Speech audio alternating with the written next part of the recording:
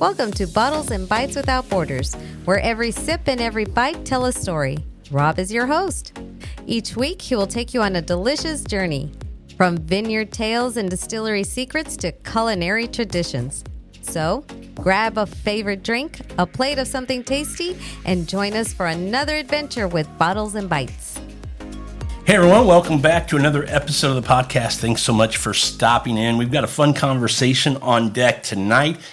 A good friend of mine, I say long time, I don't know, 6-7 years now we've been friends. Yeah, Citlalli Maya, back on the show. How are you? Very good, Rob. Thank you for having me. Absolutely. And if you guys read the title, and I'm sure you did, that's why you clicked on it. This is going to be about why stay in, the case for hiring that personal chef. And Maya, that's right up your alley. You are a personal chef. You have a catering business. And you do, there's a lot kind of tied into that, and we're going to get into that conversation tonight. But for the listeners, tell them a little bit about you, kind of where you come from, what you specialize in, if you have a specialty. I think you can do about everything. And then just tell them about your cooking history and being a personal chef. What's that like? Well, thank you, Rob. As I'm saying, for me, cooking and, entertaining is always be part of me and my family and whatnot. So that's where everything started. So I was born and raised in Mexico City. And then, school and whatnot brought me to Houston. And I've been in the food and beverage business for a little over 20 years. Wow. I started fairly early, fairly young. Yeah, 7 or 8, something like that. Something like that. I was, lucky enough to work for Marriott for over 10 years. And that's where I was able to... see, that's something I didn't know about you. Yeah. I didn't know you were at the Marriott. Yeah, for over 10 years. Wow, okay. And that helped me, I was able to, go from the bottom and learn my cooking, my practicing. While I was working there, I was also going to school. So I went to culinary arts school. So it was great, practice, learn whatever I had at school, I came and practiced it. A little on-the-job training. On-the-job training. Yeah. And, Marriott being, and of course, such a big, the biggest hotel conglomerate, you get a lot of exposure on international and a lot of different types of cuisine and whatnot. So that helped me a lot. And then after that, I helped like different mom and pop restaurants open up, develop their concepts. And again, also from the bottom, pick the spaces and the permits and the menus and the staffing. So all of that is it's a great experience. It taught me a lot. So some people might be going, well, why aren't you working at a restaurant then? What made you go, I don't want to be in that, restaurant environment where I'm there every day, every evening.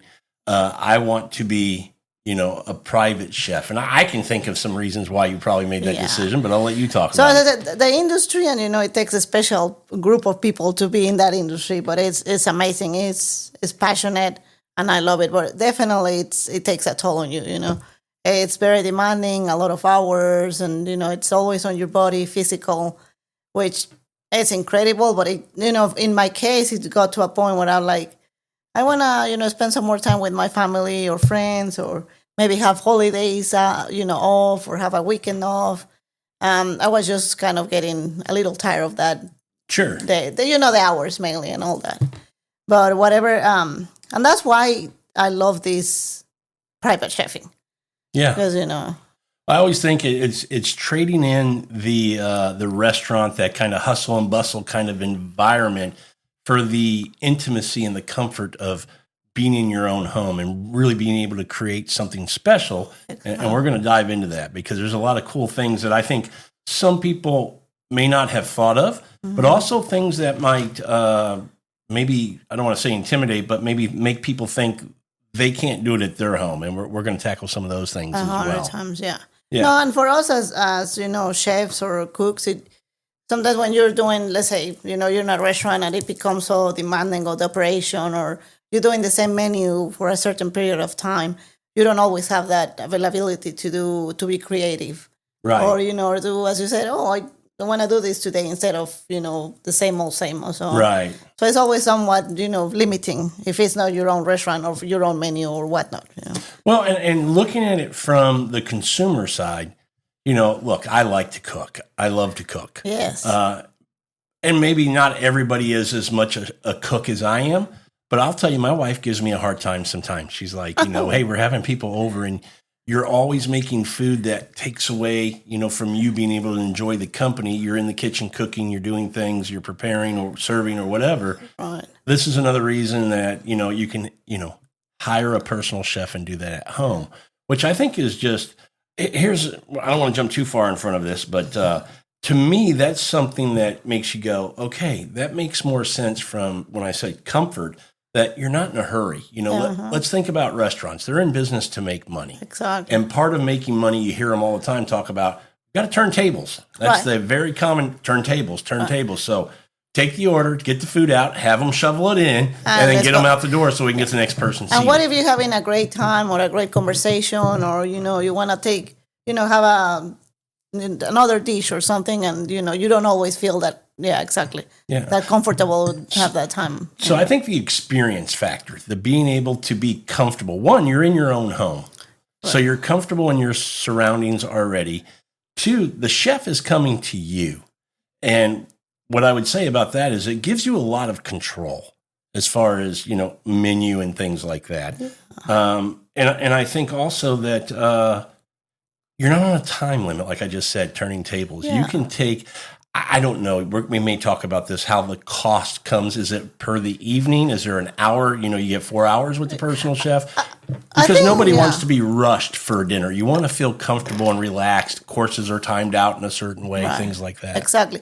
And I think that's another beauty of this concept, that you can, depending on the occasion, you can plan accordingly. Mm-hmm. You said, maybe it's a bachelorette party, or it's, an anniversary celebration, or it's, a business dinner. And maybe you have a timeline. Maybe you're going to do a presentation or an introduction. So you can work with your personal chef and say, you know what, I want, the first course here, and then I'm going to have a little, talk or, discussion. And, we'll play, depending on the year or how the communication goes. You make me think of something when you're talking about this right now, because I'm thinking at the home. But as you're talking, I'm expanding, going, people who are in business now could hear this and go, wait a second, instead of going to a business lunch somewhere, we could figure out a way to do a lunch and learn that's with a private chef that's a little bit more relaxed, a little bit more intimate. We could have things set up for whatever it is, the presentation or the things that you're talking about. Yeah. That's something I didn't think about. That could work. Yeah, I think it's endless. I mean, as I said, like you can do it even like lunch, breakfast, have like I don't know, waffle station, omelette station. Yeah.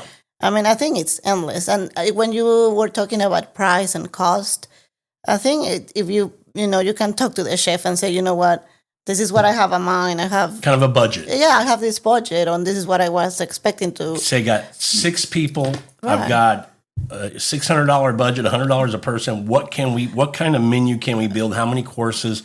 Obviously it depends on what you want. If you want steak and lobster, it might be one course. Exactly. But no, I'm just kidding. But you would build something based on that budget, and I think that's great. Gives you a lot of creativity, but also the client gets a lot of input on that too, exactly. As far as what the menu should be, but quality of ingredients, all these kind of things as well. And also, another thing that, I know restaurants are very cautious about this, and I mean restaurants and hotels and everything, about allergens or, dietary needs or whatnot. But that's another thing. If your family or your friends, I don't know, for an example, if they want a vegan dinner or whatnot, that's something can be customized. Or what about if there's one person? We can make it happen too. You can make it happen. Yeah. Okay. Because exactly, you would, I'd like to work with my customers and say, you know what, this is exactly, I have a person that's vegan and one is no carbs or whatnot, but I want to have an Italian dinner. Yeah. So I can play around with the ingredients. And that's another beautiful thing, when you have that, you specifically purchase ingredients for them. I like to always use the best quality of ingredients for, that the budget will allow. Exactly, that the budget will allow. And then, of course, the preparation and everything is custom to that, and to the timing and all that, the experience. So 2 things. I want to make one statement, that I want you to talk about something. The statement would be, we keep talking about, I mentioned a work and type environment with lunch. We talked about, celebrations or special occasions or things. But let's not forget, this could be just your husband and your wife that you guys want a dinner at home and you guys don't want to cook. You want to have what would be, quality time at the table, enjoying some wine or a cocktail and somebody else preparing the food for you. So people don't have to think, well, I have to have 6 or 8 people to do this. It can be just you and your spouse. Exactly. I don't think there's a minimum of maybe a max, depending. Definitely a max. Yeah. But definitely, I agree. A minimum or the circumstance. You can play it off. I had like a group of girlfriends of mine. One was getting engaged, and they're like, "Oh, let's have a cooking class." It's like a different interaction, and it doesn't have to be rocket science, but then basic skills, or maybe make a cake or something that's easy, and you have everybody interacting and participating, and then you get to enjoy it or whatnot. That's another great idea. Not just the dinner, but it could be like a cooking class. I love that idea. Yeah, that's something that I think a lot of people think they have to go to a location for a cooking class, but not necessarily. You can do that at the home as well. Yeah, people think, I need to know something about cooking if I go to a class, but no, there's so many levels or things that you can just enjoy, and I think that's and I think you and I share that big time. But cooking, you have to enjoy it. So absolutely, it's not a task. I mean, from the shopping to the prepping to the actual process of cooking, it has to be my wife laughs because we'll come home from work and she's like, "You want to cook?" And I go, "That's how I relax." Yeah. Most people might be like, "I don't want to cook tonight. Let's just order." Right. For me, it's like, I'm wore out. I need to cook to kind of unwind a little bit. It really does relax me a little bit. I agree 100%. Yeah. I do want to talk about, we talked about, well, let me say it this way. When I go out to dinner, one of the reasons I don't go out as much as I used to, and I think a lot of people might be in this boat, I like to drink. Yes. And who doesn't enjoy a nice glass of wine? And drinking can get expensive. Yeah. And when we start thinking about, I want maybe a cocktail as I'm looking over the wine menu, and then I want a bottle of wine. Maybe I want to have some whiskey or something like that. If you're doing it at your home, the cost for those to be enjoyed with the meal is going to be substantially less. Definitely. Yeah. Plus, and I've been, kind of combine it with that, but I've been lucky to work with a lot of people in Houston and including Europe, but that know about wine, whiskey, other spirits, tequila, mezcal. So that's another cocktails. Yeah. There's mocktails, which now is That's a great point. That's a good one to bring up. Yeah. So that's sometimes partnering with colleagues or doing a joint dinner of like, let's do this yummy dinner, but let's pair it with some wines, and so you get to experience both things, or whiskey or whatnot.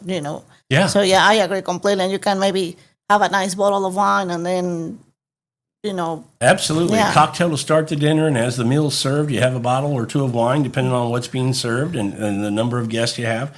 But I like it because I always say, there's restaurants I'll look at, and if they're BYOB where I can bring my own bottle, I like that so much more. Yeah. Because I'm in control. I know what I like, and I know what wine I want with that food. And you're not going to pay 3-4 times, whatever, Well, that too. Yeah, that's a big part of it. But I also will look at restaurants and go, man, their food looks great, but their wine list, it doesn't really marry up. I don't know who curated that for them, but it doesn't really match the type of food that they're serving. Yeah. Where at home, even if you're not super knowledgeable, to your point, people who can assist. Right. We've done that here. I don't know, about 8 years ago, we had a birthday dinner for a friend of ours, and we had a menu put together that we put together. I submitted the menu to a friend of mine, and he's a wine guy, and he said, here's the wine you want to pair with every dish that you're having. There you go. And our friends, for their birthday, they thought it was the greatest thing ever. The pairings with the wine and the meals, it was just awesome. It's amazing. It's a whole experience. Yeah. Absolutely.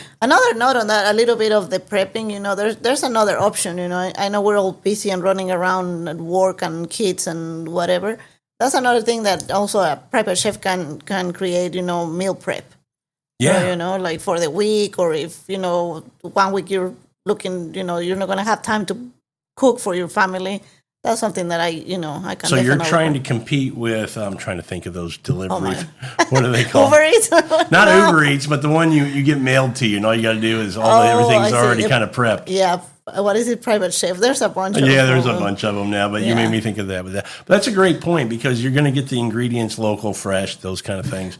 I think offering that type of service is good too. You also make me think about when you said that, you and I were talking earlier about there are now services being offered by, Vrbo and Airbnb where as you rent a place, you can check if you want any additional services like, hey, I'm there Friday, Saturday, and we're leaving Sunday, but Saturday night we want a private chef for a dinner or a masseuse or whatever, but they're adding these additional services, and private chef is one of them. Yeah, it is. And it's in high demand because if you think about it, if you're in a certain destination, and maybe you're there again to celebrate a birthday or, a wedding or whatnot, so necessarily you don't want to leave that space. So to have somebody to come to that space and create the whole experience. Yeah. And that's another thing that I work also with. I can help with a lot of my partners and friends and people, colleagues.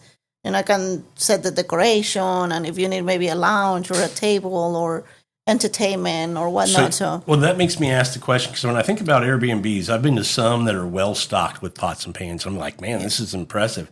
Yeah. Then I've been to some and I'm going, it's an Airbnb. You got to give me something to cook with. Right, that's at least one of the main reasons. Yeah, that's one of the main reasons I stay at an Airbnb. It gives me the comfort at being like in a home environment where I can cook a dinner at night or cook breakfast in the morning or something like that. Of course. Some don't have any kind of, pots and pans. Right. Will the chef, you just let them know, or do you kind of meet and give them an inventory? And that gets back to just being at home as well. Right. Do they come and you have kind of a consultation? They'll look at what they need to bring or what you have that they can use, things like that. Yeah, I always, at least and when I deal with my customers, if they're able, I love to visit their house and get familiar with the kitchen or whatever they have available, and also with what they are okay with me utilizing. Yeah, because there's sometimes like they can have like a pot that I don't know, maybe that's my grandma's pot. Exactly. Yeah. Don't touch it. But once, you see the kitchen and what you have available, then you can plan and come prepare.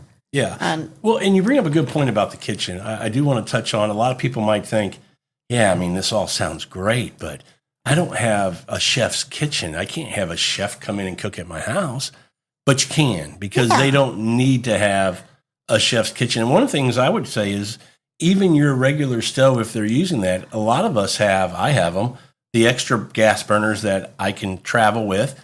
And you might also have a grill out back or another piece of cooking equipment out back that the chef can use as well. Exactly. You don't need to have a professional kitchen to have a nice dinner and entertain and have a good time. So, definitely the chef can facilitate that.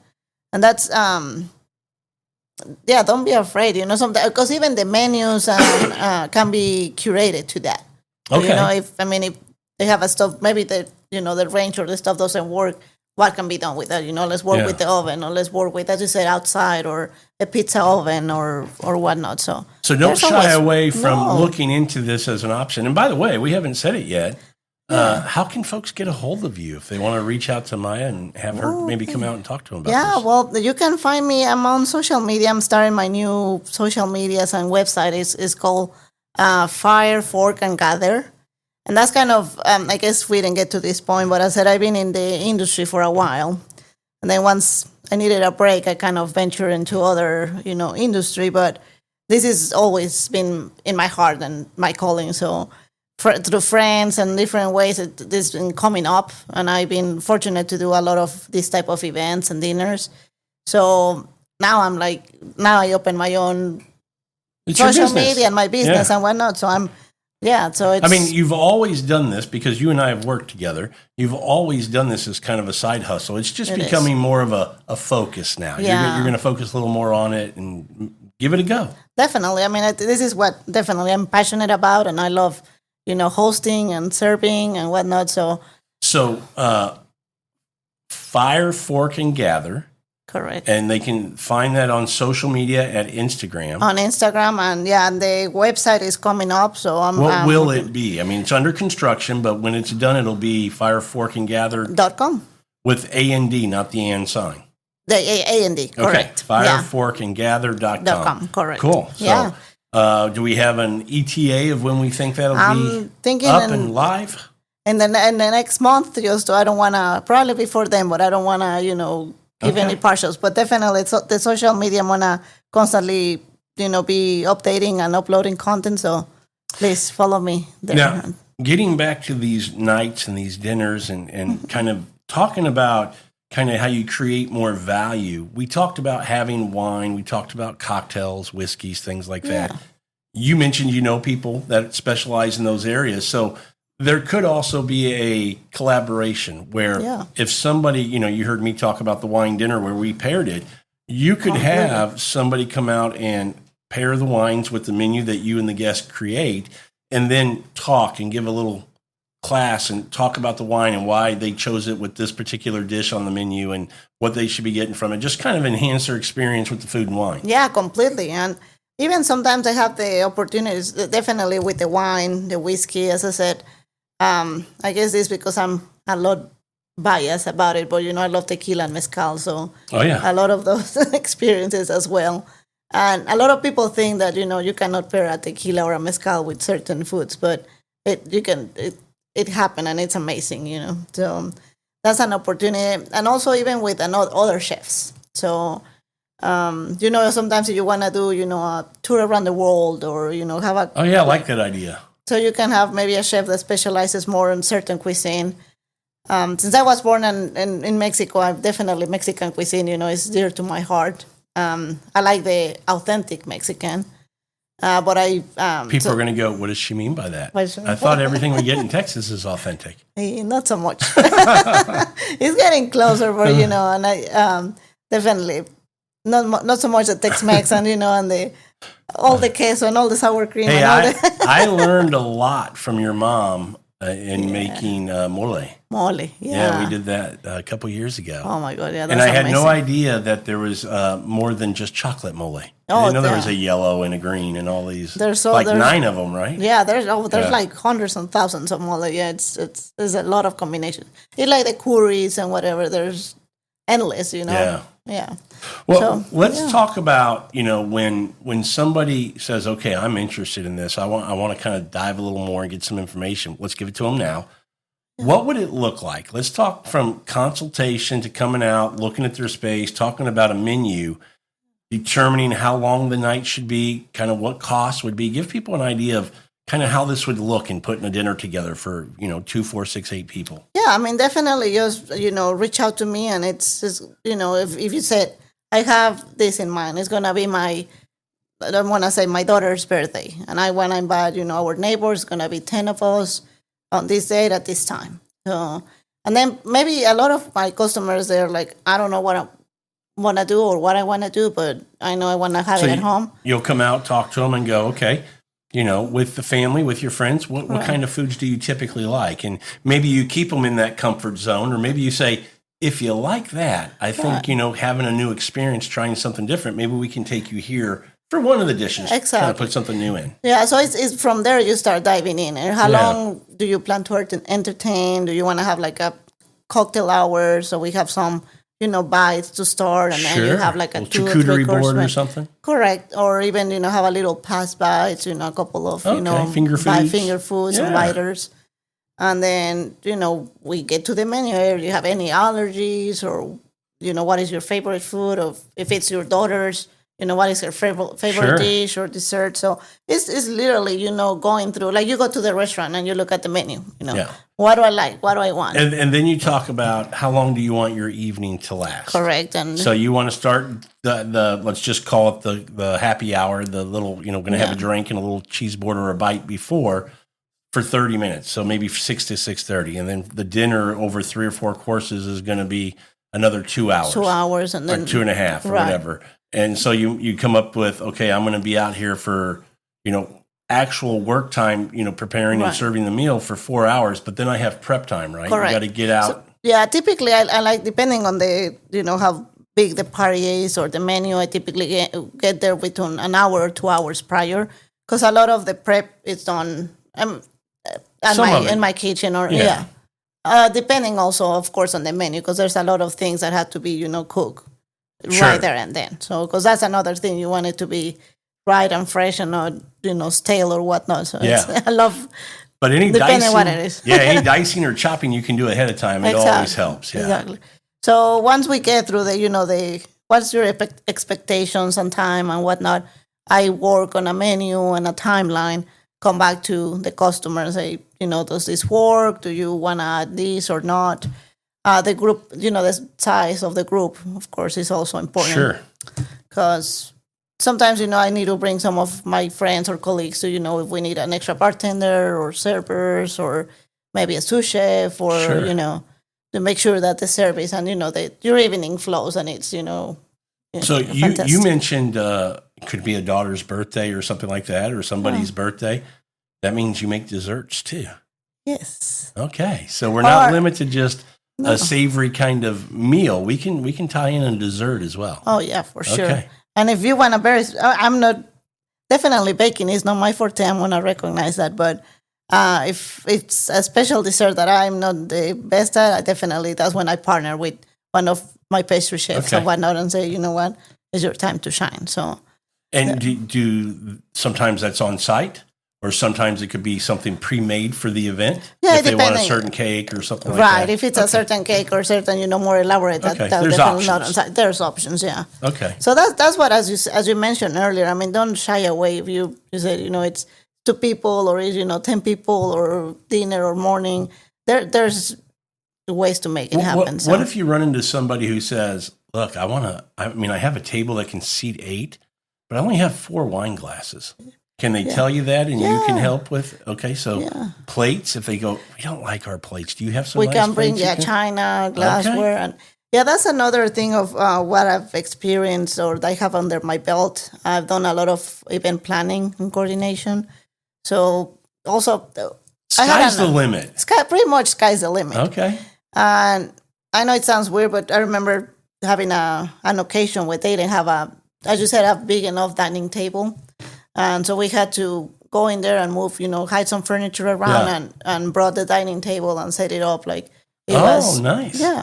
I'll tell you what we've done sometimes too is take those in the backyard of somebody when it's nice weather. Yeah. Take some fiberglass tables and put nice tablecloths. And it really, you can dress it up with candles and the proper, place settings and things. Right. It looks great. And people absolutely love it. You bring a nice chair and, sitting outside with nice weather. Yeah. That's a great environment to enjoy company, a great meal, good bottle of wine. I mean, just makes for a great night. Oh, yeah, completely. Yeah, I really think that sky is the limit. And I'm not going to say, I can do it all because maybe people will be like, oh, that's kind of impossible. But as I said, I have a great team and a bunch of, great acquaintances that can now, if always people pitch in. reach out to you and is there some kind of range of foods that you make? Is it sky's the limit there as well? Or enough people that you will get help to execute it well? Or do you kind of have some cuisines that if people are listening to this are going,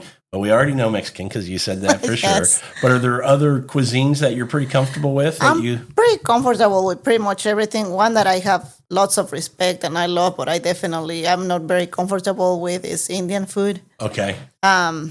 Which is funny enough is pretty similar on the spices and the heat and Sure. all that to Mexican, but I respect A lot that of for sure. ingredients. A lot of ingredients, yeah. And a little bit of Yeah. And if that's something that I haven't. But other than that, you're pretty good. Other than that, I can. Yeah. What about Asian cuisines other than Indian?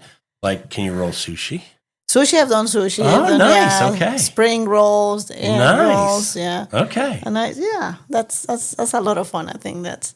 Okay. Yeah. So we've gotten to the prep, kind of let's say the consultation of coming out and getting everything set up. We talked about you're going to come out hour to 2 hours to prep and get ready for the dinner service. At the end of the night, the wife and the husband are going, wait, we don't want our house. It's a mess. I mean, you're just going to pack up and go? No. No. Okay. What happens then? Then that would kill the whole purpose of it, right? No, that's because I know that's one of the biggest pet peeves for a lot of people for cooking as well. But no, definitely that's another thing that, throughout the whole service we constantly, cleaning and maintaining. But definitely at the end, we leave your house like, nothing happened. Like just like we found it. Wipe down, clean, Wipe everything down, put clean, away. all the dishes are done and up. And So they can just be enjoying another glass of Exactly. wine or whiskey or whatever and good to go. Exactly, completely. And then just Thank you. Goodbye, and see you next time. Now, I do want to ask you. Let's talk a little bit about cost. Is there kind of a range you could let people know? I mean, I know ingredients, type of meal, number of courses, length, all this kind of plays a factor. But in a what would be called a typical kind of dinner night with 6 people at a house, would you say it's $75 per person, 100, 150? You could work with all those numbers? I think 100, 150. I mean, if it comes to a case that, I think on the 75, like nowadays, it's more like finger foods? Maybe finger foods or maybe lunchtime. But as I don't shy away, because there's always, something that it can be planned around. But I would also say if you're going to go to a restaurant and order, me and my wife, just 2 of us, we're easily, when you order a bottle of wine or a cocktail and then a bottle of wine, then your meal, maybe a dessert, you're easily over $250, $300. So right, correct. My point in saying that is you're kind of in line for what you would spend at a nice, call it mid-level to upper-level restaurant. Right. But you're getting all this other comfort and time. You're not going to go to a restaurant and spend 4 hours at a table. Right now. All the other perks, there's value in that. I completely agree, yeah. That's something that we did last year with one of my colleagues. We did a holiday party for, it was a nice size. It was for 125 people. Oh, wow. And this couple were like, like you said, we want to have it at our house. We love our house. We want to have the fire going and whatnot. And the kids were visiting from college. I said, like, you know what? I don't want to do a formal dinner because, it's a lot of people. So that's also kind of... It screams buffet to me. Buffet, or where do you see them or whatnot. Yeah. So we did, past bites and hors d'oeuvres, and we had a large charcuterie set up.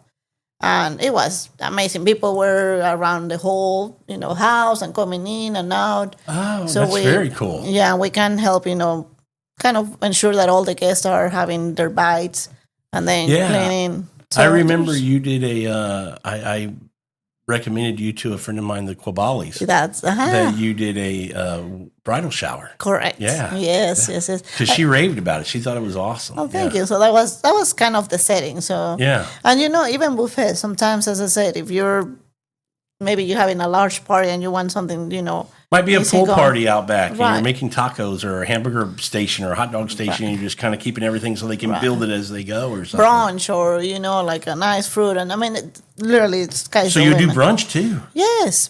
Brunch, breakfast. I wasn't... even for your kids sometimes, you have a kids' parties and, you don't want to deal with that.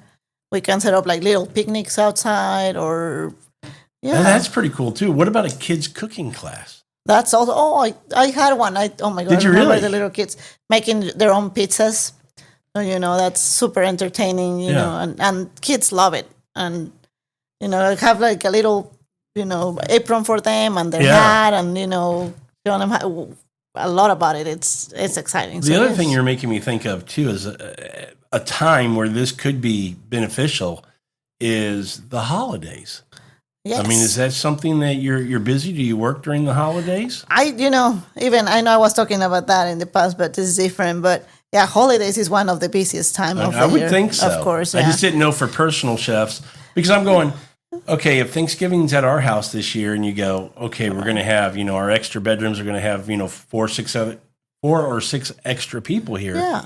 And I go, man, I don't want to get up on Friday and cook breakfast, but I'd like to have breakfast for everybody. Right. Something you could do. Something I can do for sure. Yeah.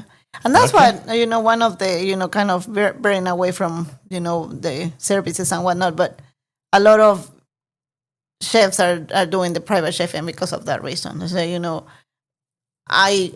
we get to choose when we want to work and the customers that we want to work with and elevate, that we kind of do it on our time as well. Yeah, for sure. I mean, being a little selfish, I guess, but...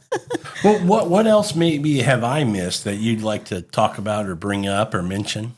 Well, there's another thing that, as I say, if you're looking for also even more into the event planning and coordination, I know maybe sometimes you're looking for some music or entertainment, as again, decoration, you want to have a theme party. So you can help with that as well. yeah, I can help with, helping Okay. bring decoration and So it could be entertainment. an anniversary. It could be a birthday celebration to set it up right and put decorations and all of that. Takes Right. the stress, if you will, and the responsibility, the time of whoever would be doing that, takes it away from them and gives it to you. Right, converting the whole dining table into, let's say, I don't know, a Greek theme or whatever, Okay. it's, that's something that I can definitely also help with. And I'm working on something that I love to travel, of course, but also, you learn a lot about other cuisines when you get to travel and Oh, experiment, sure. and that's one of the best things. But I'm working on putting some, like, probably culinary tours to maybe. Around Houston, around the country, around the globe. What are But we then talking- we're gonna probably start around Houston or Okay. Texas. Maybe we talked earlier, but maybe around Yeah. the hill country.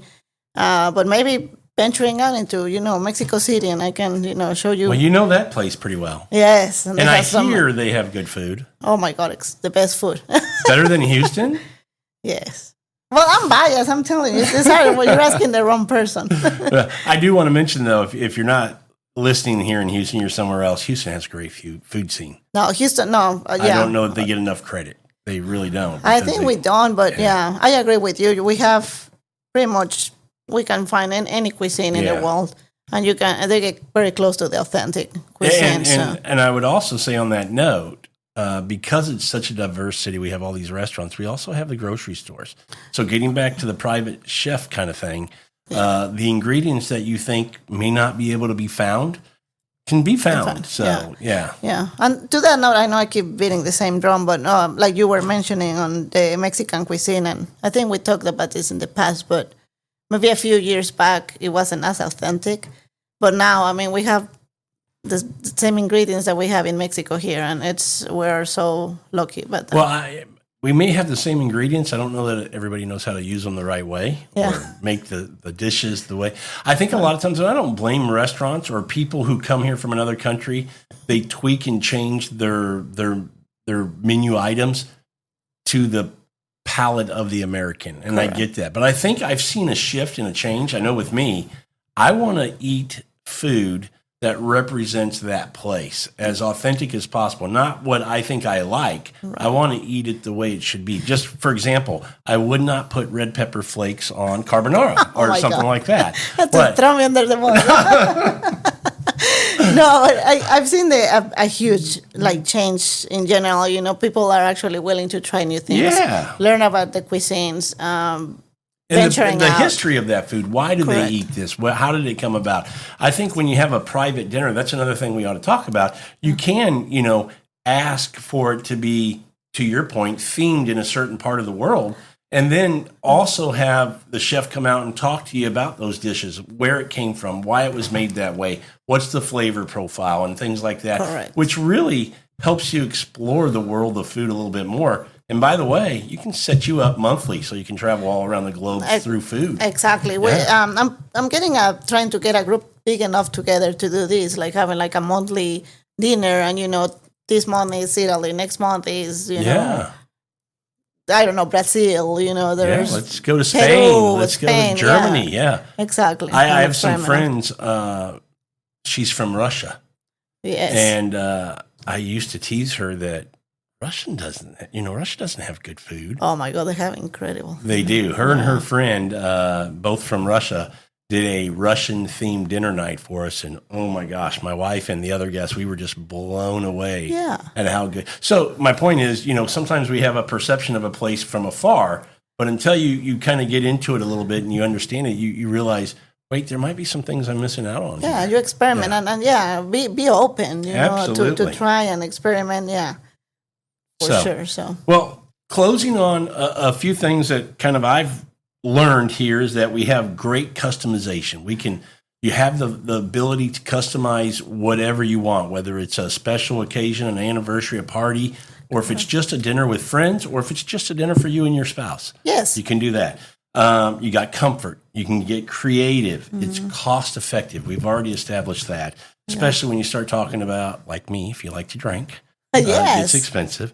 And I would say, if I had one thing to close with, try it at least once. Yeah. I mean, I would say if you don't try it at least once, you're never going to know. If you do it once, I don't think you're going to walk away or push back from the table and go, I don't think that was worth it. There's no doubt in my mind you're going to go, that was absolutely worth it, and you need to schedule another one. I agree. And as you said, if you never have the experience, definitely try it. And maybe if you have, because I know there's few of us out there, maybe you weren't the happiest. I just made Maya, and, with Fire, Fork, and Gather, I love, feedback and honesty. So if you say, I don't like this, and this is what I'm looking for. And even if, you don't go with me, but be honest with your chefs and the people you hire and say, you know what, this is what I'm thinking and wanting. You're only helping us, be better and making your experience even better. I think that's a great point. Clear communication. Yeah. Making sure we set the right expectation, that we understand what the expectation is for the client. That way, hopefully, we at least meet it, but hopefully we exceed it. That's always the goal. Exactly. That's always my goal. And, hopefully I get to come back. I think if they have you come out once and cook, they'll have you back. No, so I'm anxious for people to have you out and do the Mexican foods, because I think there's so many great dishes. There's this American kind of Mexican food, which is, enchiladas and what would I say? Tacos, obviously, and what else would I say? Chimichangas or the burritos. Which, don't get me wrong, it's good food. It's great and I love it, but there's so much more to Mexican food. Mexican cuisine has so much variety. And it's not all greasy, fried, and heavy either. There's some very delicate, finesse, elegant type of meals that you can have from Mexico. Completely, yeah. I would tell people, for no other reason than that, they need to get a hold of you to try that kind of experience with Mexican food, because it's outstanding. Thank you, Rob. No, for sure. All right. Well, that was a fun show. Yeah. Did you have a good time? I had a great time. Thank you for having me and for opening this space. And I'm looking forward to. We'll have you back again. I love that. All right. Thanks, everybody, for listening to this episode of Bottles and Bites Without Borders. And until our next episode, enjoy your next bite.